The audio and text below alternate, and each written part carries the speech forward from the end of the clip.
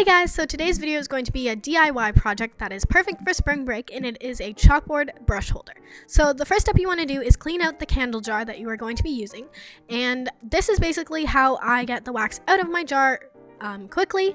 I am very impatient when it comes to this step. Instead of putting it in the freezer like you see some other people do, I just put it into a pot of warm water, and I just kind of use a plastic knife and dig out the wax. It comes out very easily with the hot water, and I've never experienced the jar to crack. You just have to be really careful with it.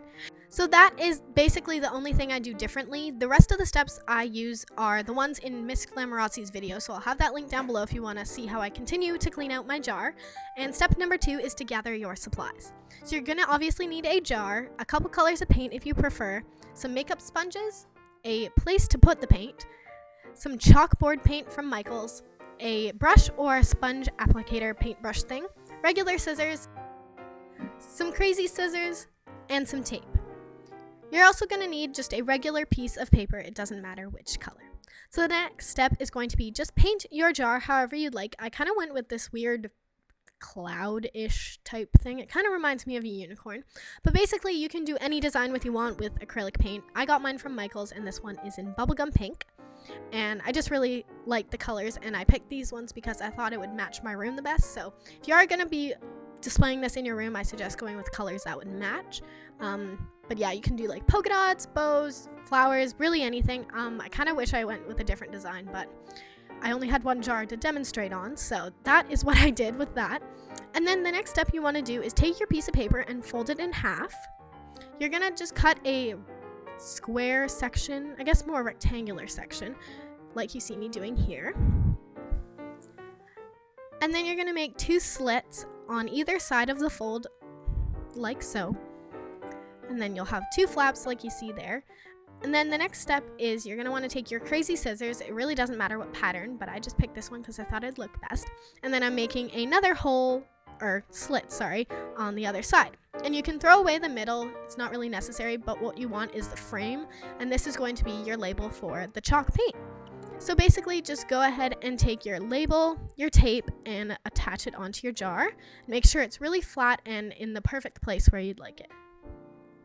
Next, taking your chalkboard paint. Mine is from Martha Stewart, and I bought this at Michael's for around $10. I'm just going to be putting this on the brush, and I'm going to be applying this. You want to make sure you apply it in a really thin coat and really even. You don't really want to have it very bumpy. I smoothed mine out. And so after you apply one coat, wait 1 hour and apply another, and then let it dry overnight. If you feel as though the label's not opaque enough, you can go ahead and apply another coat. Just make sure it's completely dry before you rip off the label. You will not ruin any of the paint on the jar if you do it really carefully and slowly. Also, it doesn't really matter if there's imperfections on the side. I could kind of scrape away the little bumps and stuff with my fingernail, and then you are free to draw on your chalkboard, on your jar basically, and it brushes off really, that's weird that it says brushes, but it comes off very easily, so you can change it all the time. And if you are using this to store brushes, I recommend using the filler beads from Michael's so your brushes actually stand up. But once that is done, that is the completed DIY for your chalkboard brush holder. This would be perfect for separating your eyes and face brushes, and I just thought it would look really cute on your vanity. You can also use this to store other things like nail polish and other knickknacks around your room. So that is a completed DIY. Hope you guys enjoyed this video. Don't forget to subscribe, and I will talk to you guys in my next video. Also, if you'd like to see what's in my shower, go ahead and click on the link that you see on the screen there. And yeah, have a great day, guys. Bye.